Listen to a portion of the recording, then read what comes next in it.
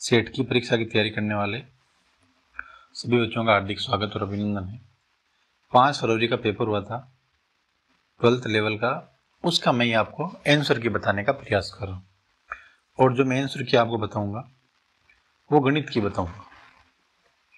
उसके बाद में जो महत्वपूर्ण चीज है वो मैं खुद आपके सामने आ रहा हूँ। इसका मुख्य टारगेट ये है, रणनीति यानी प्लानिंग हमारी क्या होनी चाहिए जब हमारा 11 फरवरी को कई बच्चों का एग्जाम है। उस एग्जाम से पहले बात 11 फरवरी की नहीं है, बात आने वाले तब कभी भी हमारे मैथ्स से रिलेटेड कोई एग्जाम होता है तो चाहे 10th लेवल का हो, चाहे 12th लेवल का हो, चाहे ग्रेजुएशन के लेवल का हो, मैथ्स के कुछ क्वेश्चन ऐसे होते हैं जो अगर उस टॉपिक से रिलेटेड क्वेश्चन आएगा तो वो क्वेश्चन आएंगे।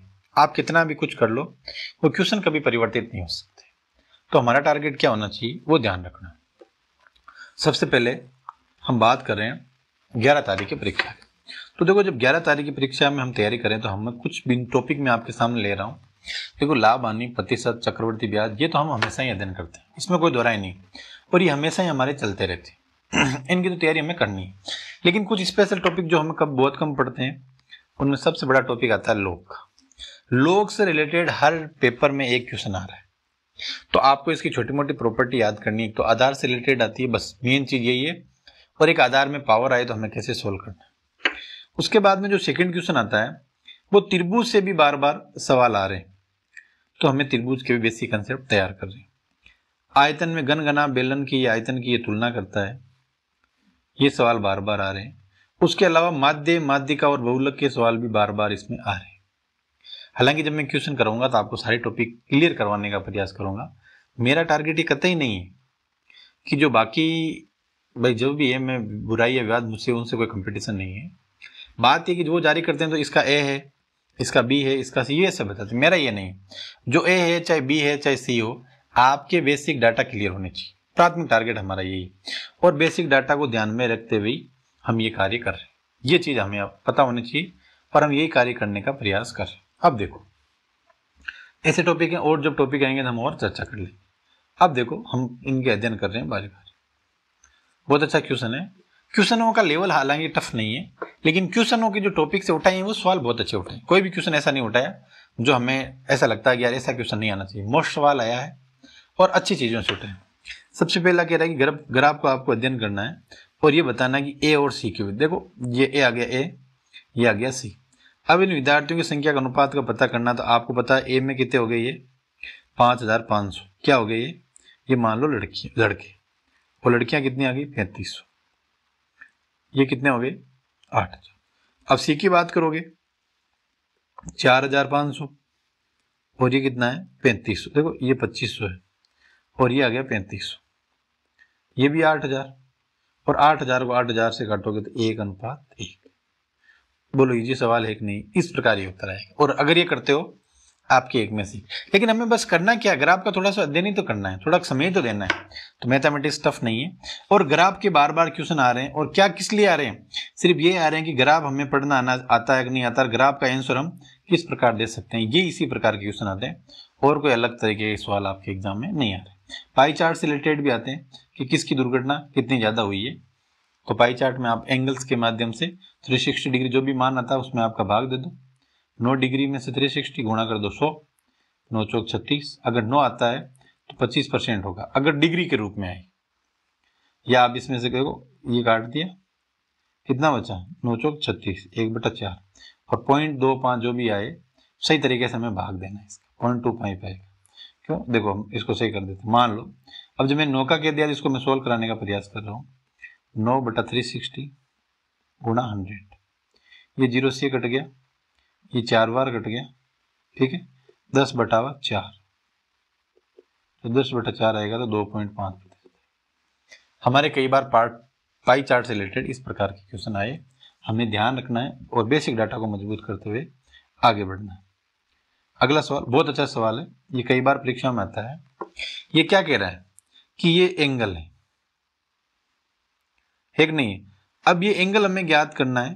2 कोण ए बराबर 3 कोण बी,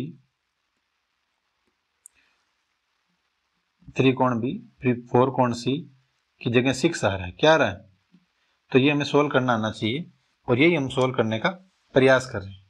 देखो 3 कोण बी बराबर 6 कोण सी। ये सवाल कैसे होगा? मान लो कि ये किसके बराबर है? के। तो हमें पता है कोण ए बराबर क्या आ जाएगा? के बटा 2। बी बराबर कोण बी बराबर क्या आ जाएगा? ये आ जाएगा के बटावा 3। और कोण सी बराबर क्या आ जाएगा? के बटावा 6। और आप एक चीज भली बात ही जानते हो, जब त्रिभुज की बात कर रहा है, अंत्य कोणों की बात कर रहा है, तो जो त्रिभुज के तीनों कोण होते हैं, कोण ए बी कोण और सी, इन तीनों का योग 180 डिग्री होता है। और इनको आप जोड़ दोगे तो के बटा 2, के बटा 3 और के बटा 6 बराबर 180। और इनका आप एलसीएम ले लोगे 6, तो 3k प्लस 2k प्लस के बराबर 180। तो यह आएगा 6k बटा 6 बराबर 180। 6 से 6 कट गया, तो k का मान कितना है? 180। अब यही k का मान आप यहाँ रख दो तो 90 डिग्री आ जाएगा। जब 180 रखोगे तो यहाँ 180 बटा 3 रखोगे तो 60 आ जाएगा। और यहाँ 180 बटा 6 रखोगे तो क्या आ जाएगा? 30 डिग्री। तो बोलो क्या उत्तर आएगा? बहुत अच्छा सवाल है, टेक्निकल सवाल है, हर किसी को नहीं कर सकता। और जो ये कर रहा है, मान के चलो ऐसे ये पेपर है जो आपको 2 बच्चों से आगे बढ़ा देता है, 2 से आगे बढ़ा देता है। इस प्रकार एक क्वेश्चन है वो 4 से बढ़ाएगा। ये आप में बच्चों में डिफरेंस पैदा कर देता है, फिर आप टिप्पा लगाते हो, उसमें कोई मतलब नहीं। आपका उत्तर क्या आएगा? ए। बोलो बात समझ में आएगी नहीं आई? अगला सवाल। ये सवाल भी बहुत अच्छा है और ये आपको आना चाहिए। ये औसत की बात कर रहा है, एम संख्याओं का एन स्क्वायर, इसी तरह एन संख्याओं का औसत क्या है? M square. और एम प्लस एन संख्याओं का दे रहा है। तो आप क्या कर सकते हो? इन संख्याओं को मान सकते हो। क्या मान सकते हो? जैसे मान सकते हो 2 संख्याओं का औसत कितना आएगा? क्या आएगा? आप इनको अलग अलग तरीके से मान सकते हो। जैसे मान लो 2 संख्याओं का औसत 4 आ जाता है, कभी 4 का 6 आ जाता है। तो हमें इसको टाइप टू टाइप तरीके से इन सवालों को हमें करना आना चाहिए। और करने आना आएगा तभी कोई सवाल को सही और व्यवस्थित करने का वास्तविक आनंद आता है। बोलो बात समझ में आई कि नहीं आई? तो देखो मैं कुछ सवाल आपको बता रहा हूँ जो आपको ध्यान से देखना है, ठीक है? तो इसका उत्तर आएगा एम एन। क्या आएगा? एम। अब देखो बात हम औसत की कर रहे हैं, किसकी कर रहे हैं? देखो मान लो कोई भी एम संख्या है, उसका औसत, या फिर आप ऐसे कर सकते हो 3 संख्या है, उसका औसत है 6। क्या है? 6। अब औसत एवरेज 6 मान रहे हैं, तो मुझे बताओ इन सभी संख्याओं का योग याद करने के लिए किसको गुणा करेंगे? 3 को। तो 6 3 18 आएगा, तभी तो योग आएगा। तो ये कह रहा है एम इस संख्याओं का औसत एन स्क्वायर है, तो कुल संख्याओं का जो योग आएगा वो क्या आएगा? वो आएगा एम गुणा एन स्क्वायर। इसी प्रकार आप एन का औसत है वो कितना आएगा? M square. तो कुल योग क्या आ जाएगा? एन और एम स्क्वायर। अब हमें ये चेक करना है कि तब एम प्लस एन संख्याओं का, इन संख्याओं का औसत क्या होगा, ये हमें पता करना है। तो आप इसको आसानी से लिख दोगे। क्या लिख दोगे? M M N square plus N M square बटा एम प्लस एन। तो आप क्या करोगे? एम एन कॉमन ले लोगे, तो पीछे एम प्लस एन बचेगा, नीचे एम प्लस एन बचेगा। बोलो बात समझ में आएगी? छोटा सा तरीका आपको समझ में आना चाहिए। तरीके का मतलब ये है कि अगर मान लो कि जैसे ये एक कोई भी 5 संख्या है, उसका औसत कितना आएगा, और उसको तो उस औसत को संख्या से मल्टीप्लाई करेंगे तो उसका टोटल आएगा कि नहीं आएगा? ये ऐसे हो। देखो जैसे ये 1 2 3 4 और 5, अगर आपको इनका एवरेज निकालना है तो एवरेज कितना आएगा? 3। लेकिन मैं पूछ चुका हूँ मुझे इन 5 संख्याओं का योग चाहिए, तो बोलो आप इसको गुणा किससे करोगे? 5 से। किसे गुणा करोगे? 5 से। और कितना आएगा? 15। और आप डायरेक्ट कर लो, 5 4 9, 9 और 3 कितने हो गए? 12, 12 और 2 13, 13 और 1 कितने हो गए? 15। ये डायरेक्ट तरीका योग निकालने का, ये अलग अलग तरीका। हमने ये इनका योग निकाला है, योग निकालने के बाद में एवरेज निकालने का प्रयास किया है। यही हमें ध्यान रखना है और इसी प्रकार हमें इन सवालों को सही और व्यवहारिक तरीके से करने का प्रयास करना है, ठीक है कि नहीं? तो हमें इन चीज़ों का वास्तविक रूप से जो भी स्थिति रहती है ये ध्यान देना जरूरी है और यही हम यही कार्य कर रहे हैं, ठीक है? अब आगे देखिए, आप अगले वाला सवाल आप आगे देखिए। अब मैंने यहाँ थोड़ा सा ये दिया है, इसका टारगेट यही है कि आपके जो भी भाई बहन हैं आप उनसे जोड़िए और उनको समय दीजिए कि ऐसा कार्य होगा। जो बीएसटीसी की तैयारी कर रहे हैं, एनएमएमएस जो एग्जाम होता है, नवोदय परीक्षा की तैयारी कर रहे हैं, ये जुड़ सकते हैं। बहुत जल्दी हम ये कार्य करें, क्योंकि ये दोनों एग्जाम हैं जो मई में होते हैं और एनएमएस जल्दी होता है, तो हम पहले एडवांस तैयारी करवा देंगे आपको, तो आप हमसे जुड़ सकते हो। अब देखो ये बहुत अच्छा सवाल है, अब आप इसको ध्यान से देखना। ये कह रहा आर का वेतन एस के वेतन से 30% अधिक है। ये आर का वेतन है, ये एस का वेतन है, ये 30% अधिक है। अगर एस का वेतन 100 है तभी तो ये कितना होगा 130। बोलो 100 वेतन अधिक आया कि नहीं है। अब ये एस का वेतन है, इससे कितना कम है, तो ये तो 30 अधिक है किससे 130 है इसका, और गुणा करोगे किससे इसके 100 से, तो ये कितना आ जाएगा 300। और 300 में किसका भाग दोगे 13 का, तो 13 दूना 26, पीछे कितना बचेगा 4, 13 × 39, ये इसमें ये 23, इसमें तो 26 है, तो ये 23 समथिंग कुछ उत्तर आएगा, तो हमारा इसका क्या हो जाएगा। कई बार हमारे प्रतिशत के लाभ आने के सवाल आते हैं तो हमें मानकर सरल करना पड़ता है। क्या करके सरल करना पड़ता है, मानना पड़ता है। आप नंबर कोई भी प्रतिशत का और लाभ आने का सवाल आता है तो आप 100 रुपये जैसे तुलनात्मक रूप से अध्ययन करोगे तो बहुत अच्छी तरीके से समझ में आएगा। अब देखो आगे, ये कह रहा है कि 5 सेंटीमीटर भुजा के घन को जोड़कर एक घनाभ बनाया जाता है। सबसे पहले तो आपको समझ में आना चाहिए कि घनाभ की आकृति कैसी होती है, ठीक है कि नहीं। और घनाभ की जब आकृति समझ में आ जाती है, देखो जैसे ये एक घन है और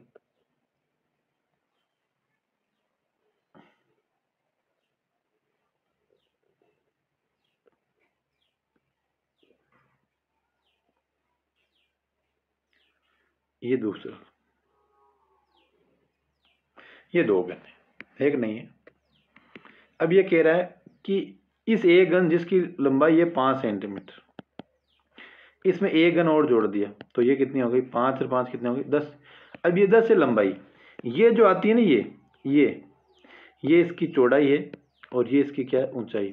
अगर कहता है कि दो घनों को जोड़कर एक घनाभ बना दिया जाता है, इसकी चौड़ाई ज्ञात करो, तो चौड़ाई आती है चाहे कितनी भी हो। अभी जैसे 5 है ये और लंबाई आएगी, ये जो सामने होती है ये पूरी लंबाई है और लंबाई इसकी कितनी आएगी 10। हमें कई बार घनाभ तो पता है, ठीक है कि नहीं। अब घनाभ की चौड़ाई कौन सी है लंबाई कौन सी है हमें पता नहीं रहती है, तो आपको ये हमेशा ध्यान रखना कि ये जो सामने वाली होती है लंबाई होती है, ये चौड़ाई होती है, ये क्या होती है ऊंचाई। LBH इस प्रकार चलता है, ठीक है कि नहीं। चलो अब मैं आपको एक चीज और समझाने का प्रयास कर रहा हूँ, और वो सबसे बड़ा ये है कि आपको त्रिकोणमिति आनी चाहिए। क्यों कि इन परीक्षाओं में लगातार ट्रिग्नोमेट्रिक आ रही है, हर प्रश्न में ये ट्रिग्नोमेट्रिक आ रही है। ये देखो जैसे ही cot square theta minus cosec square theta, हालांकि ये सर्व समीकरण है इजी है, लेकिन आप इसको साधारण तरीके से करो, cos square theta minus sine square theta, और कोसेक स्क्वायर को आप लिख दो साइन स्क्वायर थीटा।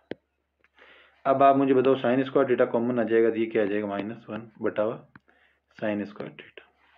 और आप ये चीज जानते हो ए का मतलब क्या होता है cos square theta minus cos square theta minus sine square theta और बटावा साइन स्क्वायर थीटा। हम जानते हैं कि एक बराबर होता है cos square theta plus sign square theta, लेकिन ये माइनस है, ये माइनस इससे गुणा होगा, दोनों जगह क्या आ जाएगा जैसे यहाँ पर और यहाँ पर क्या आया माइनस, तो ये इससे कट गया, पीछे बच गया माइनस साइन स्क्वायर थीटा बटावा साइन स्क्वायर थीटा, ये दोनों कट जाएगा, पीछे क्या बचेगा माइनस। बहुत इजी तरीके से सवाल है, हमें करने की महत्वाकांक्षा होनी चाहिए। अगर हम वो कार्य कर रहे हैं तो हमें कभी भी और किसी प्रकार की कोई समस्याएं नहीं आएगी। आगे देखिए ये सवाल लगभग हर सवाल में आता है कि 20% लाभ या 20% हानि, कई बार आता है 30% लाभ या 30% हानि, कई बार आता है 40%, कई बार 50, ज़्यादातर 10% का आता है। तो इस प्रकार के प्रश्न में सबसे पहली बात यह कि हमेशा हानि होती है, ये जो हानि है ये होती है। अब उत्तर दोनों में कौन सा है वो तो हम तय करेंगे। और हानि कितनी होती है, अगर 20% देता है तो हानि होगी हमेशा 4, 30% देता है तो हानि होगी हमेशा 9। अर्थात ये जो 3 है ना इसको 2 बार गुणा करो, ये 2 है ना इसको 2 बार गुणा करो, और अगर हानि 40% आती है तो 4 को 4 से गुणा करो। 20% दे रहा है तो 4 हानि दे रहा है, तो हमें 420 का 4% निकालना है, ठीक है। ये से कट गया, जब आप 72 को 4 से गुणा करके किससे भाग दोगे 10 का हमें भाग देना, ठीक नहीं ये ऐसे नहीं होगा, ये ऐसे होगा। हाँ 72 का 4% निकालना तो ये ऐसे होगा, और 72 का जब 4% निकालेंगे तो कितना हो जाएगा 7.2, और इसको आप 8 से गुणा कर दो, 4 दूना 8, 7 चौक 28,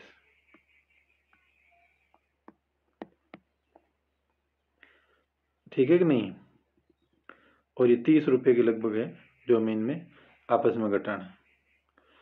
एक आदमी ने 2 मेज प्रत्येक 720 में बेची, एक पर 20% का लाभ, दूसरे 20 यानी, तो ज्ञात करो। तो प्रत्येक कुल कितनी हानि हुई है और 2% हुई है। अब इसने 40 रुपये कैसे लिखा है और 60 रुपये कैसे लिखा है। 60 रुपये तो तब आते जब इसका 1200 रुपये होता।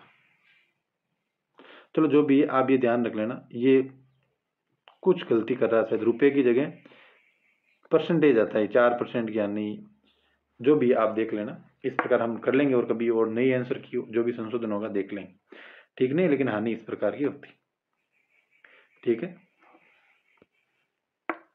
अब फिर वही बात है, आप ऐसे जोड़ सकते हो। अगला सवाल क्या कह रहा है, एक समबाहु त्रिभुज है, भुजा और ऊंचाई का अनुपात ज्ञात करना। किस किस का, तो सबसे पहले तो हमें पता होना चाहिए। तो हमें ये पूछ रहा है कि समबाहु त्रिभुज होता है, इसकी भुजा और ऊंचाई का। तो सबसे पहले आपको ये पता करना है कि ये समबाहु त्रिभुज होता है और ये ABC समबाहु त्रिभुज है। मान लो इसके सभी की भुजा A और है, तो ये इधर कट जाएगी तो A/2 हो जाएगी, ये भी क्या हो जाएगी A/2। अब हमें भुजा तो पता चल गई A है, लेकिन ऊंचाई का पता नहीं। तो ऊंचाई ज्ञात करने के लिए आपको पाइथागोरस प्रमेय आती है। ये कर्ण होता है, ये आधार होता है, हमें ज्ञात करना लंब। तो ये होता है कर्ण स्क्वायर बराबर आधार स्क्वायर प्लस लंब स्क्वायर। तो कर्ण स्क्वायर माइनस A स्क्वायर बराबर क्या आ जाएगा, L स्क्वायर। कर्ण का आ गया A स्क्वायर और ये आ गया अपने A स्क्वायर बटा 4। हम इसको सोल्व करेंगे तो ये कितना आएगा, ये आएगा 3A स्क्वायर बटा 4। और जब आपको L ज्ञात करना है तो इसके अंडरूट लग जाएगा, तो ये हो जाएगा √3/2 और A। अब ये कह रहा है कि भुजा, ये तो आ गई भुजा और ये आ गई ऊंचाई, ये आ गई ऊंचाई जो अभी हमने ज्ञात की। अब हम जब इसको सोल्व करेंगे तो जैसे ये कैसे हो जाएगा, ये 2/√3A, तो A से A कट गया तो बटा क्या आ जाएगा, 2/√3। इस प्रकार इनको सवाल को सरल करना है। इजी सवाल नहीं है, लेकिन हमें समय मांग रहा है। हर क्वेश्चन समय मांग रहा है और समय मांगेगा और समय हम देंगे तभी ये सरल होगा। अब देखो, ये भी बहुत अच्छा सवाल है। ये क्या कह रहा है कि साधारण ब्याज का ये सवाल है। और साधारण ब्याज का जब ये सवाल है तो ये यही कहता है कि एक राशि का साधारण ब्याज पर 25% की वार्षिक दर से, कितने 25 दर से, 4 वर्षों में 88 रुपये हो जाता है, राशि ज्ञात करो। देखो सबसे पहले तो हमें पता होना चाहिए कि इसमें राशि कितनी है। तो राशि है इसकी 8,800। उसके बाद में दर हमें पता है कितनी है, 25%। और समय ये कितना मांग रहा है, 4 वर्ष। ये तो इसकी मूलभूत ढांचा है। अब साधारण ब्याज है, उसका सूत्र क्या होता है, मूलधन गुणा दर गुणा समय बटावा 100। और आपको पता है जब साधारण ब्याज हमें कैसे ज्ञात होगा, और मूलधन हमें दिया हुआ नहीं, ये दिया हुआ जो कंप्लीट जो ब्याज सहित रुपए दे रखा है। तो हम जो मूल रुपए हैं उनमें से अपन मूलधन घटाएंगे तभी तो ब्याज आएगा। ये हमें पता नहीं है कि भाई ये कितना होगा। और इनको जब हम सरल करेंगे तो ये 25 गुणा 4/100, ये इससे कट रहा है। इस माइनस को आप इधर भेज दोगे तो ये 88 बराबर 2p आ जाएगा। कितना आ जाएगा, 2p। और जब p ज्ञात करोगे आप तो 88 में भाग जाएगा 2 का, कितना आ जाएगा, ये उत्तर। थोड़ा सा हमें ध्यान रखना है, कुछ चीज़ें हमें पता नहीं होती, हम ये चीज़ ध्यान नहीं रखते और ये चीज़ ध्यान नहीं रखने से हमारा क्वेश्चन गलत हो जाता है। कैलकुलेटिव सवाल लंबे नहीं है, लेकिन सवाल में माइंड लगवा रहा है। ये सवाल हालांकि रीजनिंग टाइप में है, लेकिन मैथ्स का। ये क्या कह रहा है, कप्तान और सैनिक दोनों मिक्स, 12 से व्यक्तियों के एक समूह ट्रेन में यात्रा, प्रत्येक 15 सैनिक पर एक कप्तान। देखो सबसे पहली बात तो ये है कि कैप्टन और सोल्जर दोनों मिलकर 1200 हैं। और उस जैसे मान लो 15 व्यक्ति एक ग्रुप बना, 15 सैनिकों पर एक कप्तान है, तो ये एक अलग जोड़ना पड़ेगा। फिर आपने 15 जोड़ा तो एक अलग जोड़ना, फिर 15 जोड़ा तो आपको एक जोड़ना। इस प्रकार आप 15-15 जोड़ते हो तो 150 जब जोड़ते हो तो इनको 10 जोड़ना है, तो ये कितने हो जाएंगे, 160। तो 160 पर ये कितने होंगे, ठीक है ना। तो हमें ये ध्यान रखना है कप्तानों की संख्या ज्ञात करनी है। 160 आदमी होते हैं हमारे, 10 कप्तान हो गए, हुए कि नहीं हुए। अब 1600 तो हमारे पास है नहीं, ये तो 1200 है। तो आप क्या करोगे, 160 के टुकड़े बना दो। 16 का 16 16 दो 32, 16 3 48, 16 चौक 64, 16 5 80, 16 छक्कन 96, ठीक है नहीं, ये आ गया 6 बार। तो यहाँ पर कितने कैप्टन बन गए, 10 20 30 40 50 60, और एक बार और बन जाएगा 960 में आप 160 जोड़ दो, 0 12 सिर्फ 1 10, ये 11 1120, ठीक नहीं, और 1120 होते 70 हो गए। अब हमारे पास कितने बच गए, 80। तो 11 5 15 15 जो भी 65 आएगा, ठीक नहीं, 15 15 का अब जैसे 80 बच गए, तो 15 15 का हमें ग्रुप और बना, 15 दूना 30 3 45 चौका 60 5 75, 5 75 हो गए, और 75 में 5 कैप्टन हो गए, तो कितना आंसर आएगा 75। इस प्रकार थोड़ा माइंड लगाना पड़ेगा, ज़्यादा डीप क्वेश्चन वाली बात तो नहीं है, लेकिन हमें जब करना है तो इसको थोड़ा सा ध्यान लगा कर करना पड़ेगा। आगे के सवाल देखो आप। अब ये सवाल वो जब भी ज़्यादा लंबा भी नहीं है, ज़्यादा लेंदी भी नहीं है, लेकिन 10th क्लास के लेवल का सवाल है। ये कह रहा है ऊर्ध्वाधर छड़ की लंबाई है, इसकी छाया की लंबाई का अनुपात 1/3 है, तो सूर्य का अनियन कोण ज्ञात करो। तो 1/3 है किस किस का, ये छड़ की लंबाई और ये परछाई। हम जानते हैं लाल बटा कक्का का सूत्र। तो ये लंब होता है, ये आधार होता है, ये क्या होता है, कर्ण होता है। तो मुझे बताओ लंब बटा आधार बराबर कितना आता है, tan थीटा, और ये होता है 1/√3, और 1/√3 किसका मान होता है, हम भी बताए, ये होता है tan 30 का। किसका होता है, tan 30 का। और tan 60 का जो मान होता है वो क्या होता है, √3। ये tan 60 और tan 30 से रिलेटेड ज़्यादा सवाल आते हैं, आपको इसके अकॉर्डिंग तैयारी करनी चाहिए और इनको समय देना चाहिए। आगे ये सवाल है, कैलकुलेटिव सवाल है, बस आपको एक सेकेंड इसकी जगह रखना है, 1/1 प्लस √2 का स्क्वायर प्लस 2 1/1 प्लस √2, और इसी प्रकार आप क्या कर सकते हो, ये x आ ही गया प्लस 3। अब आपको इनको सोल्व करना है, तो जैसे भी सोल्व होता है देखो, इनका आप चाहो तो परिमीकरण करके भी सोल्व कर सकते हो।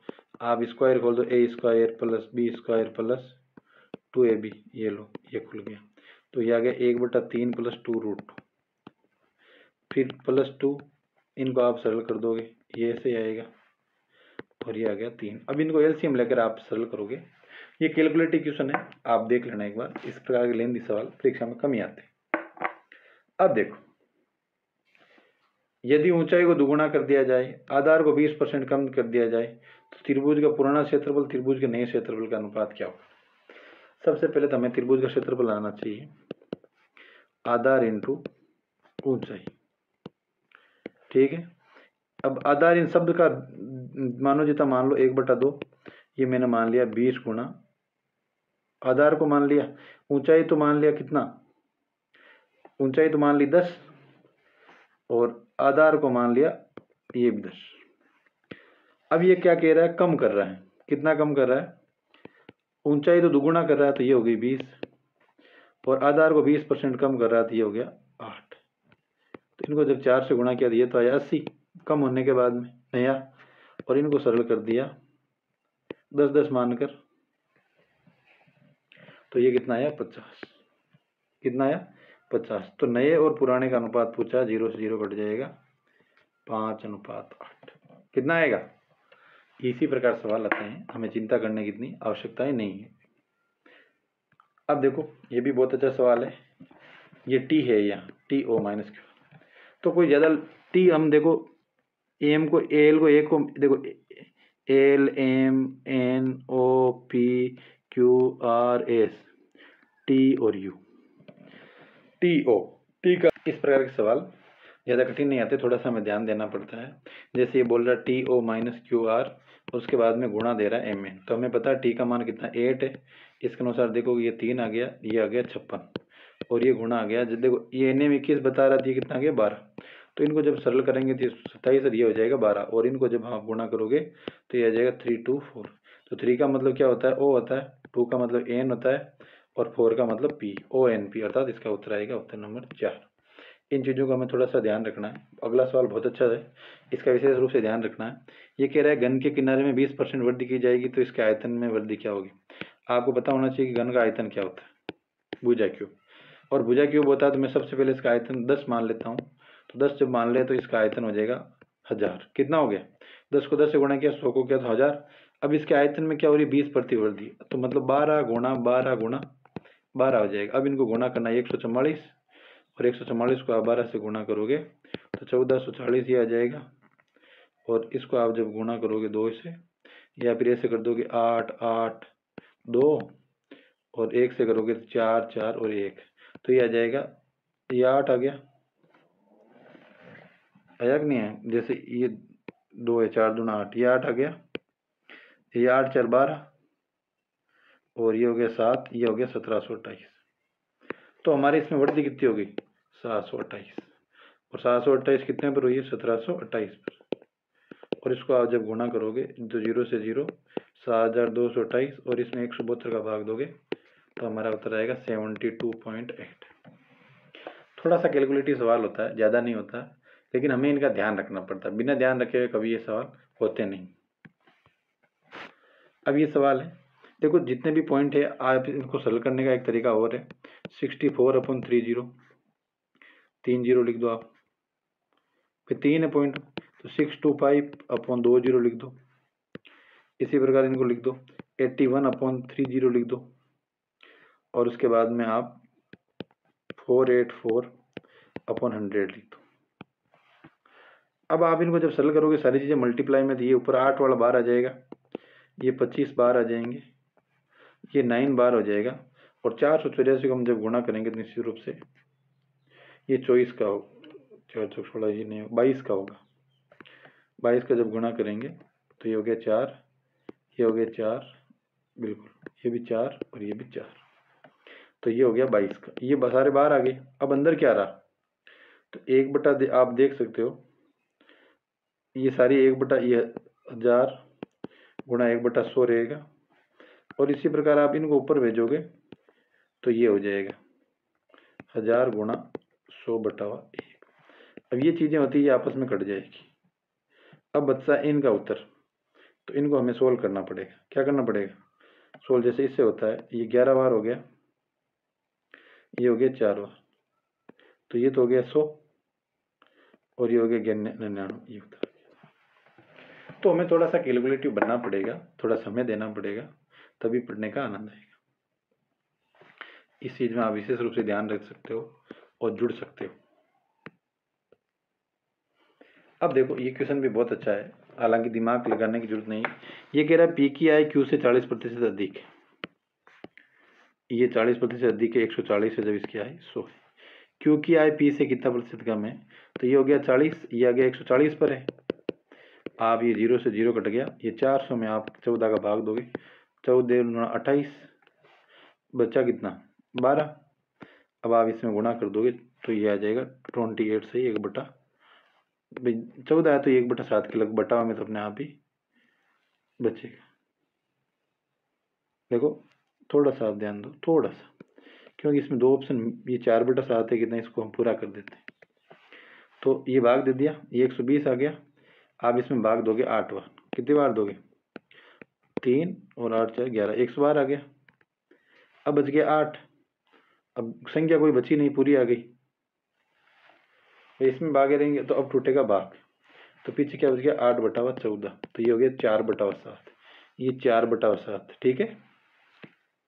तो हमें इन चीज़ों का ध्यान रखना। ये बहुत अच्छा लॉ का मैं बार बार कह रहा हूँ, लॉ की आप अच्छी तैयारी करो, क्वेश्चन परीक्षा में आ रहे। तो सबसे पहले ये हो जाएगा log 4 lm माइनस log के, माइनस log के, ये 2 तो हटा दो, सबसे पहले ये 2 उत्तर आ गए इन दोनों में से। अब आप इनको अलग अलग लिख सकते हो, तो log 4 ये अलग आ गया, log l को अलग लिख दो और log m को अलग रख दो। ये 4 है, आप इसको 2 की घात 2 लिख सकते हो, तो ये बाहर आ जाएगा, तो 2 log 2 plus log l plus log m, ये।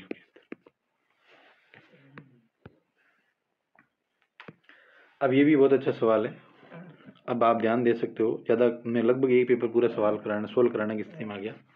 दो लंबवर्तीय बेलनों की त्रिज्याओं का अनुपात ये अब सबसे पहले तो हमें पता होना चाहिए कि बेलन का आयतन क्या होता है, पाई आर स्क्वायर। ये बेलन के वक्र पृष्ठ क्षेत्रफल और आयतन, ये तो होता है क्षेत्रफल, और इसका आयतन क्या होता है, वक्र पृष्ठ का क्षेत्रफल होता है ये होता है आयतन। ये दोनों पूछ रहा है, पहले क्षेत्रफल पूछ रहा है फिर आयतन पूछ रहा है। जब त्रिज्याओं का अनुपात क्या है, इनके दो लंबवर्ती बेलन है, उनकी त्रिज्याओं का अनुपात 2:3 है। तो देखो 2 से 2 कट जाएगा, पाई से पाई कट जाएगा, ठीक है कि नहीं। तो जब 2 और 3 तो दिया गया 2, और ये आ गया 3, और ऊंचाई का अनुपात दिया गया 5, और ये क्या आ गया 4। तो आप जब इनको सरल करोगे और इनको गुणा करोगे तो ये कितना आ गया 2, तो 5:6। ये तो वक्र पृष्ठ आ गया, और ये इस एक में दे रखा है। जब आयतन का देगा तो आप इसमें पाई से पाई कट जाएगा, यहाँ आर स्क्वायर हो जाएगा। तो त्रिज्या का पूछ रहा है तो 4 और 9, और इसको पूछेगा ये, तो ये हो जाएगा 5 और 4, 4 से कट जाएगा 5:9। तो ये उत्तर है इसका। अगला सवाल क्या कह रहा है, ये बात कर रहा है इनके माध्यिका की। देखो एक तो होता माध्य, एक होता माध्यिका, और एक होता बहुलक। बहुलक जब हम निकालते हैं तो हमें ये देखना कि कोई भी नंबर जैसे 1 2 3 4 3 3 3 2, इनमें कौन सा नंबर ज्यादा बार आ रहा है। तो आप पाओगे 3 बार बार आ रहा है, तो इसका बहुलक क्या हो गया 3। जब भी माध्यिका ज्ञात करते हैं हमें इसको क्रमागत रूप से लिखना पड़ता है, जैसे 1 2 3 3 3 और 4। और ये लिखने के बाद में आप इधर से 3 हटाओगे, जो बीच का नंबर है वो हमारी माध्यिका हो जाएगी। और जब माध्य ज्ञात करते हैं तो हमारा सूत्र होता है राशियों का योग बटा राशियों की संख्या। इसका पालन करके हमें ये सवाल करना पड़ता है। और जब आप इसको क्रमागत रूप से बनाओगे तो इसका ये कितना आएगा बार। इस प्रकार हमें ये सवाल करना है। आगे सवाल ये, अब देखो सवाल लगातार बढ़ते रहेंगे, सवाल सारे बढ़ते रहेंगे, लेकिन अब मैं चाहूंगा कि आप करो, लेकिन ये सवाल मैं करवा देता हूँ। कोस थीटा बटा व कोस स्क्वायर थीटा बराबर 1 बटा साइन थीटा बराबर क्या आएगा 1। तो साइन थीटा बराबर क्या आएगा 1, आया कि नहीं है। कोस स्क्वायर थीटा, देखो साइन थीटा कैसा आएगा, तो 1 बटा कोस थीटा बच गया, तो कोस थीटा बराबर क्या आ गया ये 1 आ गया। अब हमें ये चीज ज्ञात करनी, sign square theta plus sign की घात 4 थीटा। तो आपको या तो साइन को कोस में कन्वर्ट करना पड़ेगा, अगर कन्वर्ट नहीं करते तो हमारे पास एक उत्तर होता है लाल बटा कक्का। आधार भी 1 है, कर्ण भी 1 है, तो हमें इसका ज्ञात करना है लंब, और लंब क्या होता है उस समय 0 हो जाता है। कैसे कि a का स्क्वायर माइनस a का स्क्वायर बराबर 0, क्योंकि हमें कर्ण तो दिया हुआ है, आधार दिया हुआ, लंब ज्ञात करना है। इसलिए आप जब लाल बटा कक्का का प्रयोग करोगे तो लंब बटा कर्ण आएगा, और लंब बटा कर्ण हमारा क्या हो गया, लंब इसमें 0 हो गया, और इसी प्रकार इसमें हो गया। तो चांस तो इसके ज्यादा, लेकिन ये उत्तर दे रहा है बी। हम इसको एक बार और देख लेते हैं। तो ये क्या आया, कोस थीटा भाज्य कोस स्क्वायर थीटा बराबर 1, तो ये कट गया, तो 1 बटा कोस थीटा बराबर 1, तो कोस थीटा बराबर क्या आ गया 1। ये आपको ध्यान रखनी, तो हमें ज्ञात करना ये साइन की घात 4 थीटा। तो साइन स्क्वायर थीटा को बाहर ले लो आप, 1 प्लस साइन स्क्वायर थीटा आ गया, ठीक है। और इस 1 प्लस साइन स्क्वायर, इसको भी आप लिख दो 1 माइनस कोस स्क्वायर थीटा, और ये आ गया 1 plus 1 minus cos square theta. तो ये 1 माइनस 1 हो गया, बस इसका उत्तर 0 ही आएगा। ये इसने गलत लिख दिया, ठीक है नहीं। आप कैसे भी कर सकते हो, क्योंकि इसको आप ऐसे करोगे तो इसको बाहर लाओगे आप, तो 1 प्लस साइन स्क्वायर थीटा आया, तो साइन स्क्वायर थीटा को बदल सकते 1 माइनस कोस स्क्वायर थीटा को, और कोस थीटा का मान जब 1 है तो कोस स्क्वायर थीटा का मान 1, तो 1 में से 1 0 गया। इसी प्रकार ये सर्वांग समता की प्रॉपर्टी का हमें ध्यान रखना है। देखो जब त्रिभुज ये सर्वांग सम है, तो आपको पता है जब ये दो त्रिभुज सर्वांग सम होते हैं, जैसे देखो जब दो त्रिभुज सर्वांग सम होते हैं तो उनकी भुजाएं बराबर होती है, तो ये कोई भी ऐसी भुजा का एंगल नहीं आएगा जो बराबर है। आप देख लेना, एक बार प्रयास करना छोटा सा। इसी प्रकार ये सवाल, ये कुछ सवाल जो आपको करने हैं, मैं कुछ बार बार ये किस टाइप के सवाल रिपीट हो रहे हैं, ठीक है कि नहीं, ये इनकी आंसर की इनके साथ दी हुई है। ये कुछ सवाल मैं आपके लिए छोड़ रहा हूँ। आपने समय दिया, बहुत अच्छी बात है। क्रमागत रूप से पढ़िए, अच्छा पढ़िए और 11 तारीख के मन लगाकर तैयारी कीजिए, क्योंकि ये जो सवाल है वो मैंने आपको बताए इसलिए बताएं ताकि आप बढ़िया तैयारी कर सको और अच्छी मेहनत करो। धन्यवाद।